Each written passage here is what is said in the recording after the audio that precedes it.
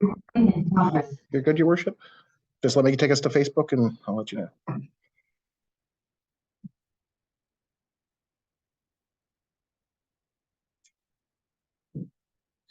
Get you live to Facebook. We're recording. You're good to go.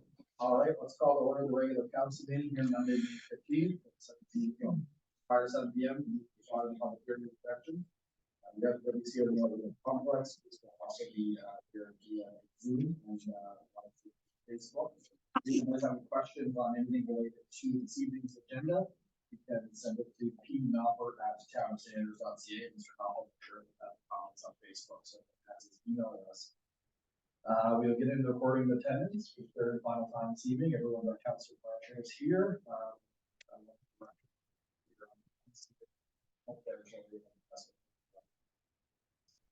For the agenda, I will push for moving second, and I'll probably make the amendments. If that mover and second on the floor, that Councilor Peter can stand again.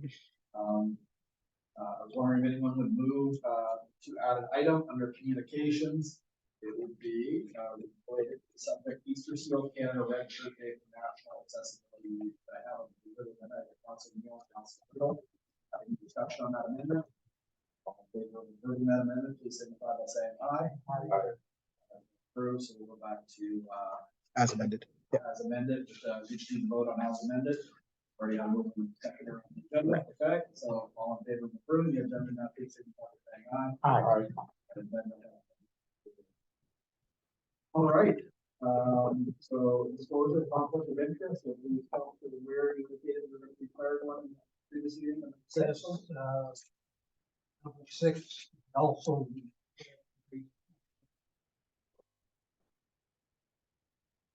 Equal, I can do it before, after, or in closed session. Your leisure. Okay. Probably since you'd be not speak as a council, do it open, not closed then. So at that particular time, I guess it makes sense just for formality, maybe the podium to speak to it. Does that make sense? Because he's no longer at the council table. So at that time, we'll sort that out. But thank you for making me aware. I'm sure you have an opportunity before makes sense to me, just in case it's pertaining to anything, unless you want to speak. Well, it is pertaining. Yeah. So yeah. So I guess technically speaking, the question period when you actually speak, but it not be. Yes. Yeah, that's a good question. We'll let you speak during question period then, just to make sure you're treated the same as everybody else. So thank you for making me aware as I sort that out. Anyone else? Okay. If anything pops up, let me know. We have no presentation, no minutes. If we did that, and back report with the last one. So I will head to the communications. This is going to be reference number RCF 230513. Submitted by Councilor Dumichel, the Easter Seals Canada Red Shirt Day for National Accessibility Week. I will be looking for a mover, after, and seconder. It's the background that Easter Seals Canada is proud to do its part, promote and celebrate National Accessibility Week. Red Shirt Day is an initiative by the Easter Seals Canada to promote National Accessibility Week and was first observed in 2019. Students and Canadians across the country are encouraged to observe National Accessibility Week and to wear red on Shirt Day to show their respect for people living with disability, celebrate the achievements and contributions of persons with disabilities, and pledge their commitment to helping create an accessible and inclusive Canada. Red Shirt Day is Wednesday, May 31st, 2023. The motion is that the Council of the Town of Standards supports National Accessibility Week through the Easter Seals Red Shirt Day on Wednesday, May 31st, 2023. Could I have a mover for the Council report? Okay, Councilor Dumichel, and seconded. I saw Big Deputy Mayor Ackenjuice first there. Deputy Mayor Ackenjuice. Any discussion on this? Call the question. All in favor of this motion, please signify by saying aye. Aye. You opposed? Seeing none. Carried.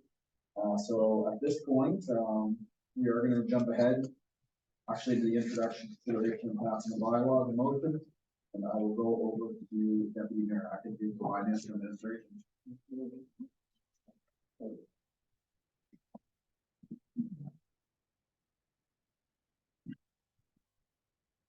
The reference number is FA230516. And it's Town of St. Andrews Council Strategic Priorities. So the background is this. The council of the town of St. Andrews and senior staff participated in the strategic planning session, April 22nd and 23rd, 2023. The session was led by Dr. Gordon McIntosh, renowned municipal strategic planner. The sessions helped to guide council on deciding on the direction and the priorities to move forward with. Provided with this report is a copy of the strategic priorities chart.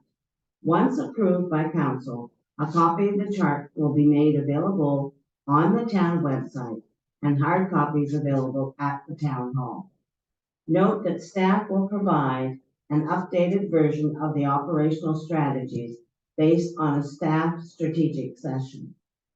So the motion is this, that the council of the town of St. Andrews approves the strategic priorities chart for the town of St. Andrews established April 22nd and 23rd, 2023.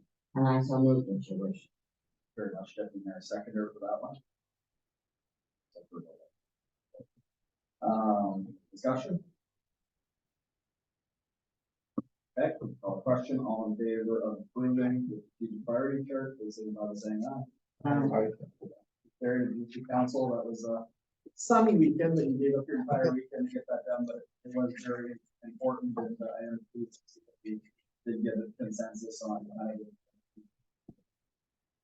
yeah.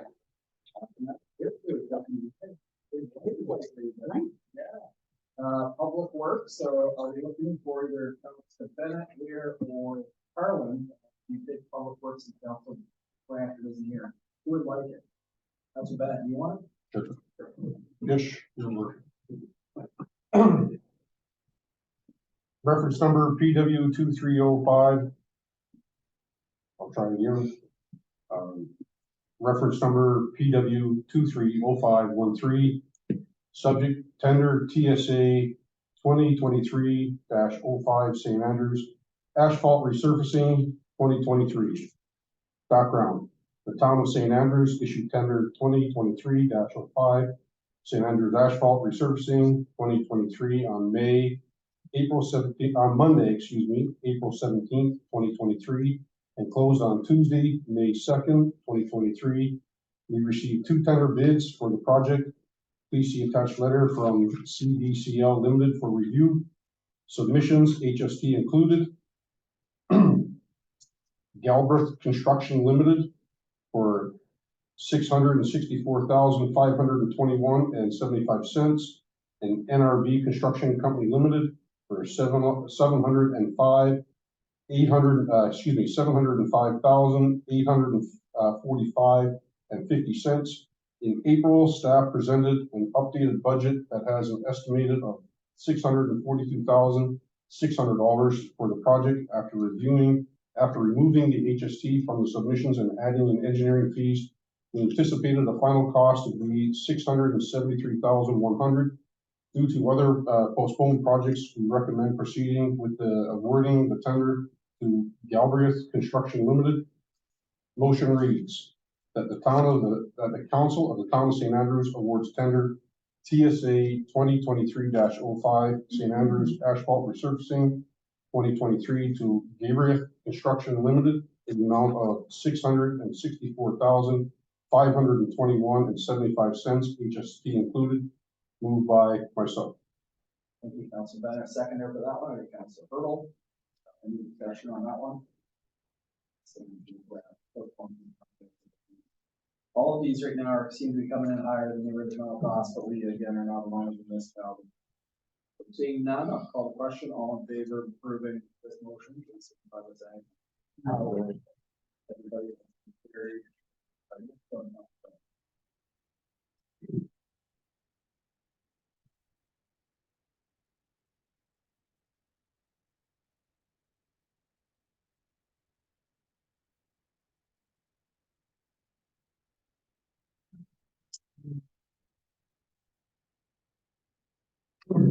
Reference number PW230514. Subject to Truth and Reconciliation Crosswalks for Indian Point along Water Street. Background reads Public Works is in the process of painting crosswalks and road areas in the community. Staff is seeking council's permission to install 2 crosswalks in support of Truth and Reconciliation. It is proposed that the Truth and Reconciliation crosswalks have the following location. First one is at Water Street, trail ahead to Langmaid Park.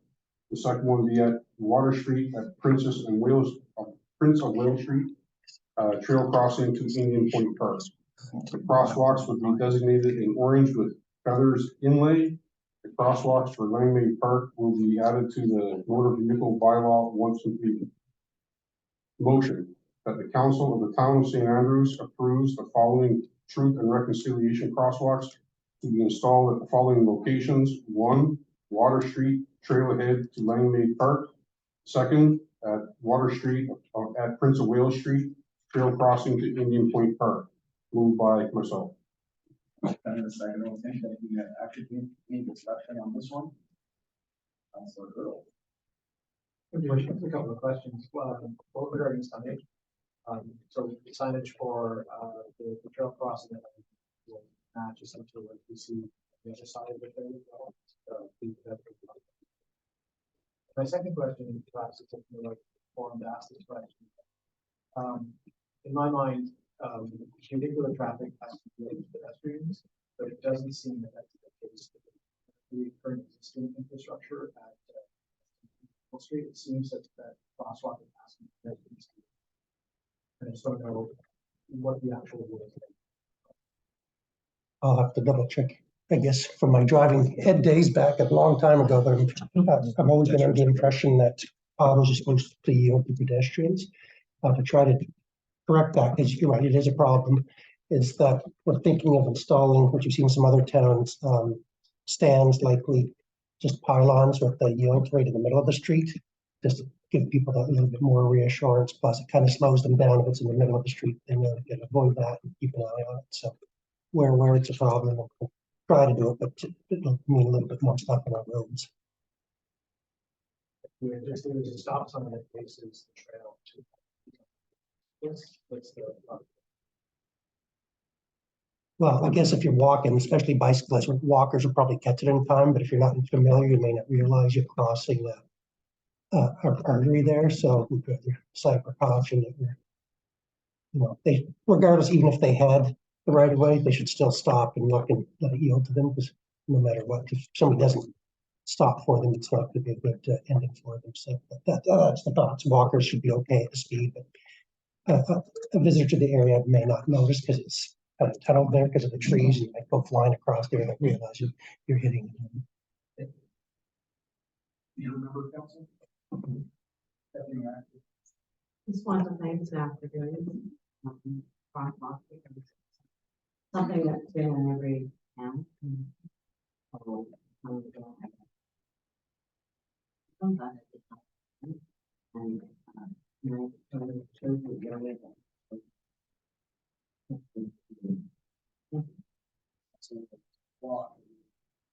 Leadership helps.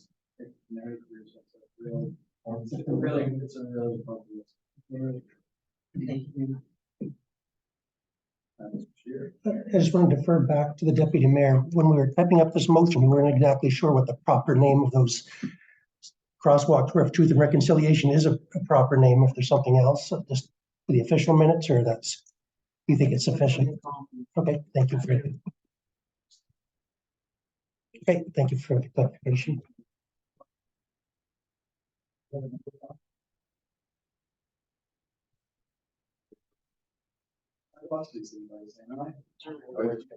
Everybody that has been carried, and we have one more.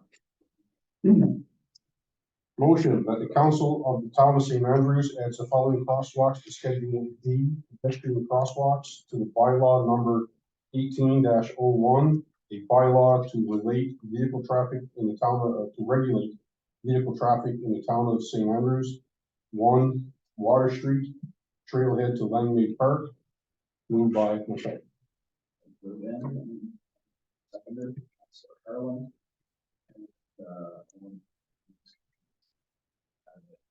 Okay, all in favor of this motion, please signify by saying aye. Aye.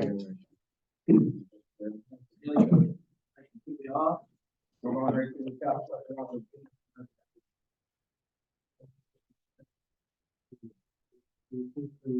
5.4, and the subject is the lounge license terms and conditions for Will on Water Street Restaurant. The background is the town of St. Andrews has received a request for Stephen Thornton and Will Thornton regarding a lounge license for the new restaurant bar, William and Water Restaurant Bar. The proponents are asking for a lounge license as per zoning bylaw Z22-01, section 3.33, council is able to set terms and conditions for lounge licenses. The motion provided is based on pre-existing terms and conditions with other businesses in St. Andrews. The motion before us is that the council of the town of St. Andrews sets the following terms and conditions under zoning bylaw Z22-01, section 3.33.2, licensed premises for William and Water Restaurant and Bar. 1, operating hours for alcohol are between 4 p.m. and 7 p.m. 2, food must be served with alcohol between 4 p.m. and 7 p.m. 3, alcohol can be served without food between 7 p.m. and 11 p.m. William and Water Restaurant and Bar is subject to all rules and regulations from the Department of Public Safety and the province of New Brunswick regarding licenses, and I so move. Thank you. Seconder? Councillor Keenan.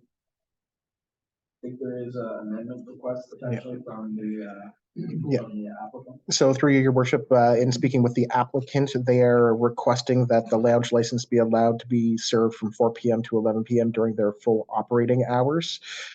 Traditionally speaking, the way these requests have gone is councils of the past have wanted to limit what they call watering holes in the community and wanted to have restaurant front faced first versus the ability, and then you can get alcohol drinks without food later.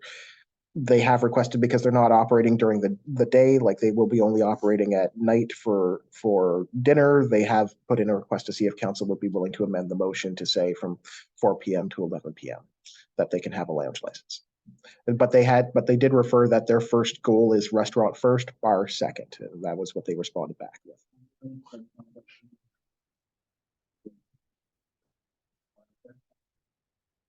Your worship, this is the question. So the lounge license being 4 to 11, how does that contradict number 1 of the motion with the operating hours for alcohol? Well, that through your worship, you would have to modify the motion here. So allowing basically the larger stipulation is food must be served with alcohol between 4 p.m. and 7 p.m. By taking that out and basically taking out the sections 2 and 3, you're allowing them just straight alcohol if they wanted to serve just drinks only between 4 and 11 p.m. Your worship, like you said on something quick too.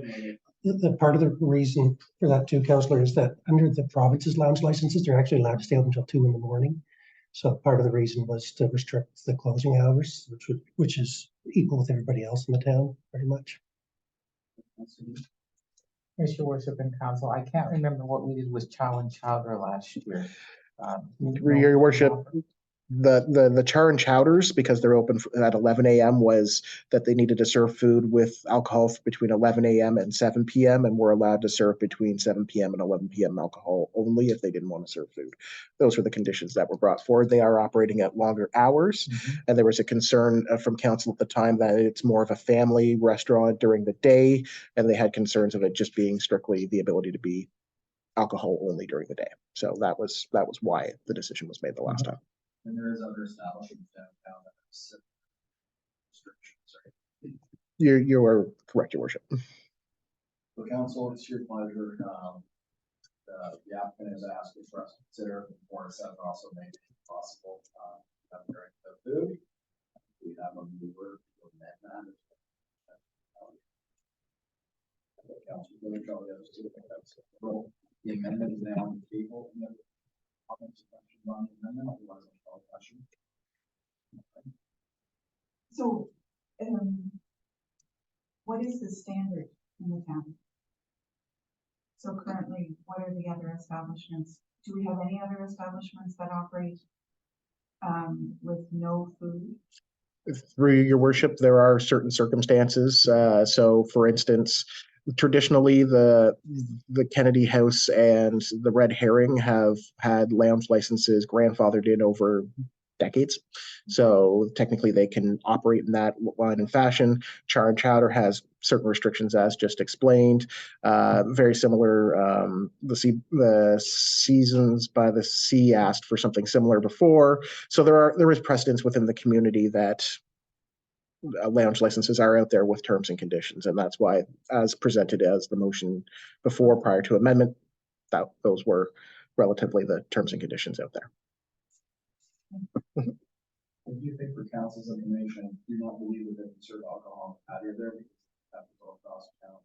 And it's not, it has to be supervised as well. So you're wondering if the alcohol will be kind of outside on that side patio. My understanding is it will not be. That would have, to my knowledge, it wouldn't be, and they would have to go through certain steps with the Department of Public Safety for proper barricading off, and again, supervision would have to be provided out there as well. Your worship, I was speaking to the owner and they're not going to do the patio. Yeah, at all, are they? No, No, I don't think so. No, but I'm just saying, so let's just FYI. Thank you. Thanks, and there might not be any, but is there any information regarding the layout? Is it a bar or is it a restaurant? 49 seats is what it is. So it's probably the existing bar structure that's the last one on the stuff. Then I think it's more high chair type seating. It's not like high table. Through your worship, my understanding is it's supposed to be more of a tapas style restaurant, which would prevail itself to high table. But they through the emails and discussions, their focus is restaurant first, bar second, but want to have the ability and the option to do so. Okay. Any other questions for that? So your worship, oh, sorry. Councilor Neal, what about you? Yeah, just, I guess a point of clarification for me anyway, does it affect this in any way that they were applying for the dining room license at the same time? I'm just thinking back to, I think it was Char and Chowder, but at the time I think the restriction was there because it, correct me if I'm wrong, it allowed people under 19 to be in without parental accompaniment. But where they're asking for the dining room license, which according to documentation allows for that anyway, that wouldn't necessarily be required for that reason. Through your worship, in most circumstances, a dining room license would allow family-friendly atmosphere in that process. By having a lounge license, you can have both at the same time as a restaurant.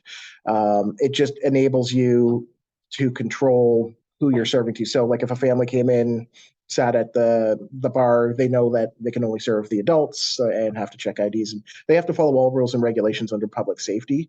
So realistically, council, a lot of the change came through our last zoning bylaw. You actually have to go through a full zoning amendment for this to get this, and that's why it's been transferred down to this level of just a motion of resolution from council. But most of our restaurants in town have both licenses. It's a matter of how they serve and how they function under those licenses under public safety.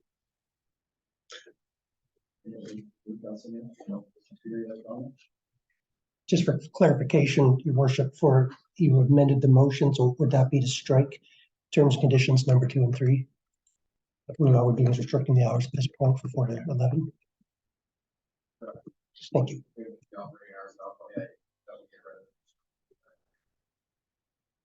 Any other questions? We have a mover and a second, sorry, I'm going to put the vote for the amendment. Okay. All in favor of the amendment, which again, to allow alcohol to be served 4 p.m. with or without food. Please signify by saying aye. Any opposed? Okay, so we now have the motion that we now have to approve for the overall amendment. Yeah, I already have a mover and a seconder, so it's all the questions, right? Okay, any more discussion on this one? All in favor of approving this motion, please signify by saying aye. Aye. All right, thank you very much, Councilor Fiddle. Now switching over to recreation services. Staff report regarding discussion on the new Bar Road Trail and Lodge. No, I think it's submitted from Paul and Alfred. The one that would like to speak to the stage right there. Whatever you prefer. Yeah. So, thank you, Worship. So a couple of weeks ago, we approved, or council approved, sorry, a new trail that's going to be cutting from through the Mallory Sports Field and across to the Bar Road. And so we're happy about that. And we sent it to our engineer, CBCL, who coincidentally is also the engineers for the Passamaquoddy Lodge conceptual drawings. And so when they overlaid the new lodge design onto our conceptual design for the expansion of the subdivision, it ended up cutting off a couple of streets, as you see there. So although that red line is the trail, you should also understand that the black line that's kind of running through that red line is actually an expanded request from the Passamaquoddy Lodge. And so it affects what we thought was the next phase of the subdivision plan. It can be worked around, that our engineers had said that we can do a cul-de-sac or something. And there's even possibly another development that may go there that allow us to run the road to adjacent property. But again, this is all conceptual stuff, not considered this year in the future. So the trail itself is where you had approved it, but the expanded lodge has kind of shifted the trail and has changed the conceptual subdivision plan that we've put before you in the past. So we just wanted to make you aware of that and see if you wanted any further clarification or anything before we go to design or further discussion with the lodge. That it did increase it from a 12-acre ask the last time to 14.2 acres. 13.5 acres this time. So it only grew by 1.5 acres, but it kind of interferes with what our conceptual subdivision plan drawing was. And so we weren't, staff didn't feel comfortable approving or continuing the conceptual drawings of the trail until getting further direction. So you understood what the implementation is, you know what I mean? Because I know implications are for that and how you'd like to proceed, I guess, if you're okay with that, knowing that we can redesign the next phase of the subdivision if it comes through, or if you'd like to have further discussions with the lodge about it or any of the above. Thank you, Worship.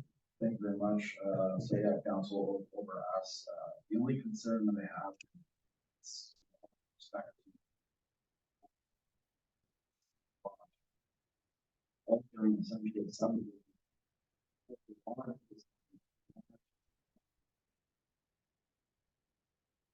basically cutting. Well, I guess in theory you're not permanently cutting. You could you're kind of moving your whole potential subdivision plan around the lot. Chicken and egg, but I don't necessarily have a better solution. I think if you ran it the whole way around Diana, find all the houses, I think that would be probably the ideal situation, especially getting the elevation. I think is the reason why they put the trail where it is. That if they put it there, it would make the elevation tougher. That consideration and find it. So yeah, over you, council. The red is the proposed route. We don't have concerns.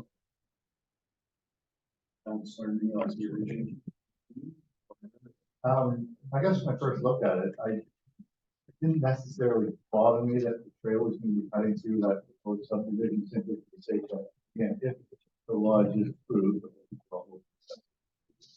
then it's kind of a moot point that it's going to be utilized by them anyway. In the event that it doesn't, my thought was that, it would not be that hard to work around the trail. We do go with it. So I'm fine with it. Consensus from the council and anyone feel differently? All right, just quick show of hands, do you agree with Councilor Neal? Okay, I'm not seeing any concern, so we're good to plan as presented. That's all you need to come on now, correct? Thank you very much, Your Worship. The next one is reference number RCS 230511, dated May 10th, 2023, submitted by myself, and the subject is Community Garden Request for Expansion and Support. And the background reads, at the May 3rd, 2023 regular council meeting, the Community Garden made a presentation to council on the proposed expansion of the garden and request for in-kind and monetary support.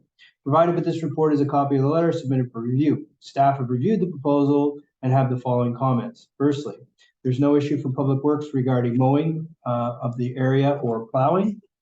Secondly, planners noted this is an industrial zone where fencing can be 8.2 feet in height. A development permit will need to be applied for any new fencing. Thirdly, staff noted that in-kind support for creating an accessible pathway and help install posts for the fence expansion can occur. And lastly, council has provided support through the Community Assistance Fund in the amount of $1,600 for 2023 for 4 accessible planners. Council currently has $1,500 remaining in the Community Assistance Grants Funds for 2023. There is a further monetary request for funding of $2,500 to help with the purchase of materials for the expansion of the garden. Council will need to decide if additional funding will be provided and what the budget line item would come from. And the motion reads that the Council of the Town of St. Andrews approves the expansion of the community garden and that staff will provide in-kind support for the installation of new fencing and an accessible pathway. And I would like to make that motion, Your Worship. Councilor Michelle, and that's again, the seconder. That's that. Or any questions or comments? In-kind service that we would like to have. Sorry, Worship, just a minor thing. When Councillor Gumichel was raising it, he said this is an industrial zone. It's actually an institutional zone. No, sorry. Sorry, Kate.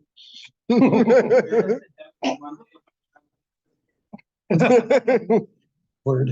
Any other discussion on this one? Question, all in favor of approving this motion, please signify by saying aye. Any opposed? Again, no one, so that has been carried. Period. All right, so we're now on economic development. We're going to declare conflict on this one. Okay, you have a moment.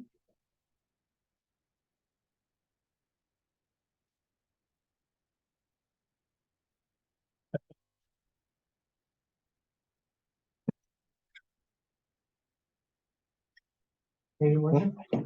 We are good, yes. Thank you, Your Worship and Council. Reference number PED 230510. Amendment bylaw number 09-BS-009-01. A bylaw to amend Bayside Planning Area Rural Regulations. At the April 17, 2023 regular council meeting, Planner Gopin noted a rezoning process for the industrial lands in Bayside. From the direction of council to the discussions of the rezoning with the landlords, the planners are prepared to move an amendment forward to the Bayside Planning Area Rural Regulations to rezone PID number 1520335 1507078 and PID 01235290 from Industrial Park I zone to Rural RU zone, provided with this report is a background report and draft copy of the amendment bylaw number 09-BS-009-01. With changes in the planning process and direction from the province regarding rezonings, it is recommended that council call for a public hearing of objections and obtain views of the Planning Advisory Committee prior to moving to first reading. Your Worship, the action and motion is that Council of St. Andrews sets the date of Monday, June the 19th, 2023 at 6:30 p.m. at the W.C. O'Neill Arena Complex Council Chambers for a public hearing of objections as per Section 111 of the Community Planning Act for amendment of bylaw number 09-BS-009-01. A bylaw to amend Bayside Planning Area Rural Regulation for PIDs 1520335 1500758 and 01235290 to move from industrial I zone to rural, to RU zone. I so move this, Your Worship. Thank you, seconder. Councilor Neal. Discussion on this one? We did have a presentation on this before, so all in favor of this motion, please signify by saying aye. Thank you, Worship and Council. Motion that the Council of the Town of St. Andrews requests the views of the Planning Advisory Committee as per section 110 of the Community Planning Act for the amendment bylaw number 09-BS-009-01, a bylaw to amend Bayside Planning Area Rural Regulations for PIDs 15203359150700758 and 0123529 to move from industrial I zone to rural RU zone. I so move. Thank you, Councilor. You know, you bring up those numbers, I think you called bingo before.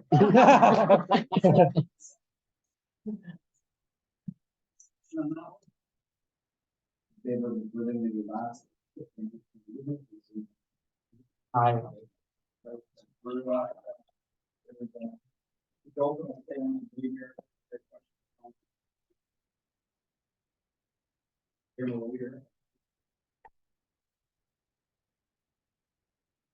Here, you want to, there's no new business, we're in a question period, you want to just ask the question now, maybe at the podium, does that make sense? There, when make you get up and twice, right?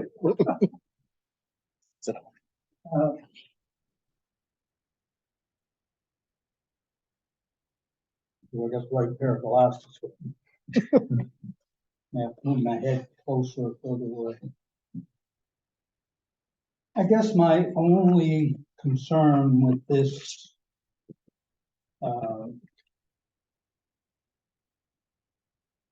item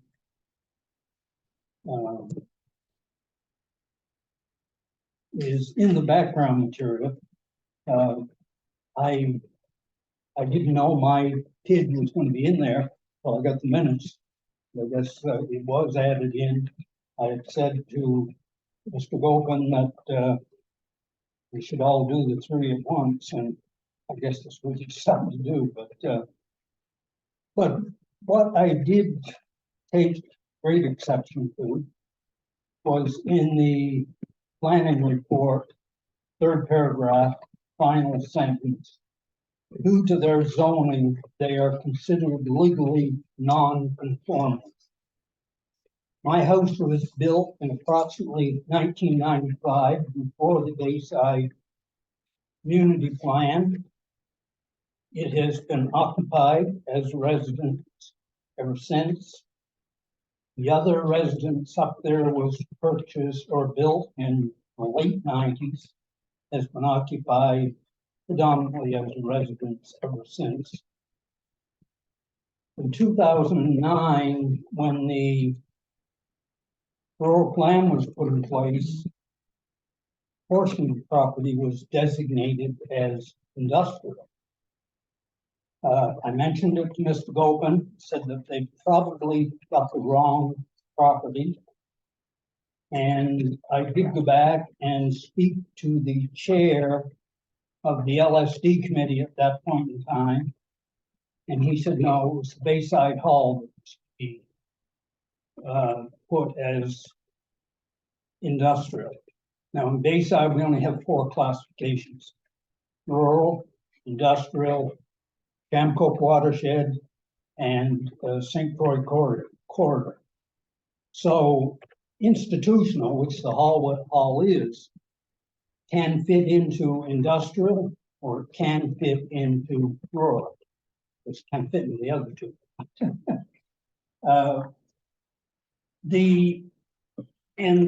The explanation the chair gave me, which made perfect sense to me, was when they did the plan, they got the wrong property.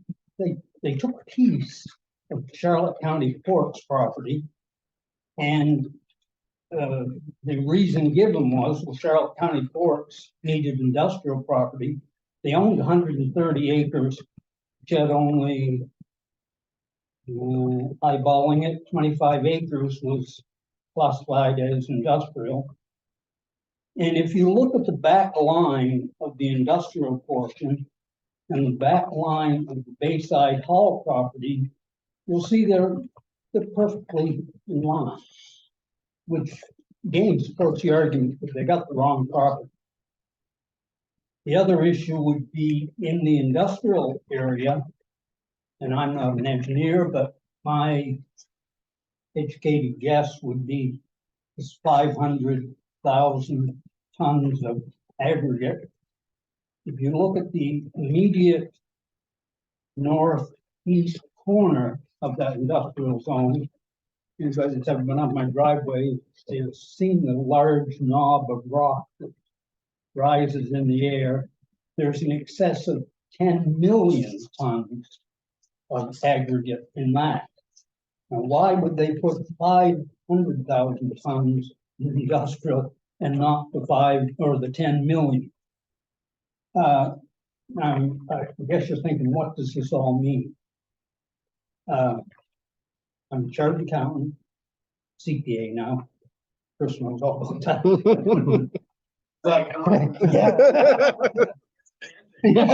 Secret handshake. But the one thing we stand for is our integrity.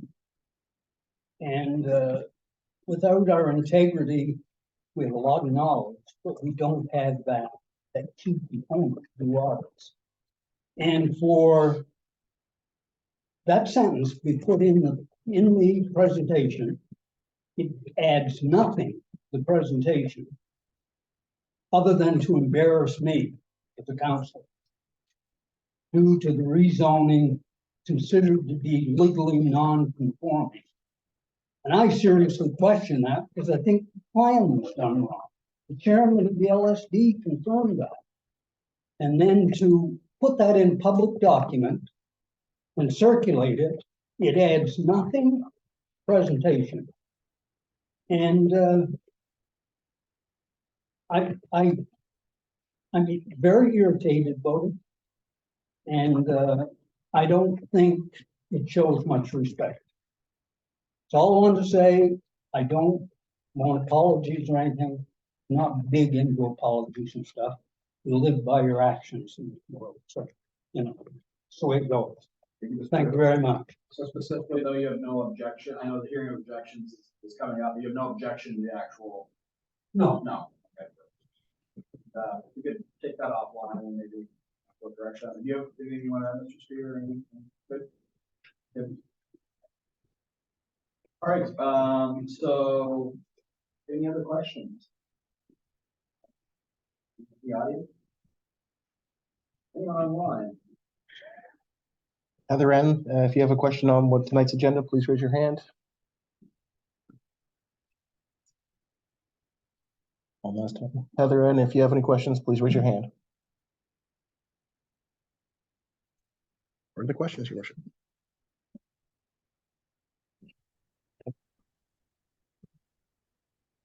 Sorry, looks like Dan. No comment. I was just wondering if someone wanted to respond. We'll give you the floor, Mr. Oaken. Yeah, I just wanted to respond to Councillor Weir. I think there's maybe a misunderstanding. So a legally non-conforming use it's a clearly defined thing under the Community Planning Act. It's not like a randomly chosen phrase. It has a specific meaning, and it's just a property where the zoning was legal at one time. So the zoning was clearly fine when there was no rural plan. And then, yeah, it sounds like they definitely made a mistake. But once that gets put into a regulation, it's a binding mistake until it's amended. And the technical term for that situation is legally non-conforming. So there was nothing meant by it except just to say this is what this property is considered under the Community Planning Act at this time. So I'm sorry if there's any miscommunication, but it was to state the status of the property and all the properties there. I do comment. So it's basically saying that it's legal, no one did anything wrong. It's just not conforming to the current use versus what it's showing at, right? So I think in this case, I was going to take it offline, but it either stays that way or we change the zoning and it was a mistake. Then I think the request to council to waive such a rezoning fee should be Amendment by staff. Amendment by staff. Okay, so we'll take it offline, but your point is it's because of the way that it's currently zoned And the fact that what it's currently used at is why it is that, and again, it's legal, because no one did anything absolutely wrong, yeah. Perfect. All right, any other comments? Nothing was emailed in? Perfect. All right, so council, it is now time for your comments. Any member of council wish to comment?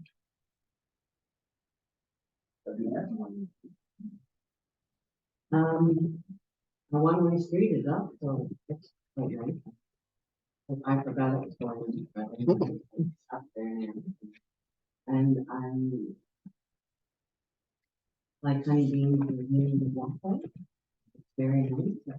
You walk around and you know what you call it, but this is not a walk.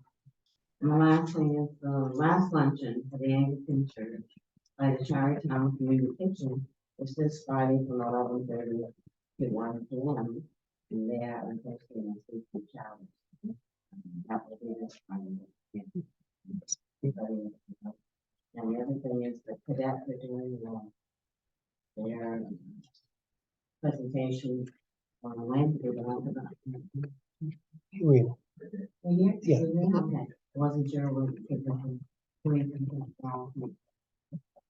here at the arena Wednesday night at 7 p.m. Thank you very much. And thank you, Your Worship. Thank you very much. Good this evening. So at 7:38 p.m., I'll be looking for a motion that council may then go closed session for the local government act section 58(1)J, which is a labor and employment matter, being negotiated and agreements. I have a mover for that. Motion, Council Moore, second by Councilor Eden. All in favor of going to closed session, please signify by saying aye. Aye, Your Worship. Opposed? No one, so we are now going into closed session. We'll give a moment for technology to close, shut down, but also thank you for being here this evening for council. At 9:20 p.m., I'm looking for a motion to come out of closed session. The council, can I have a second? Councilor Neal.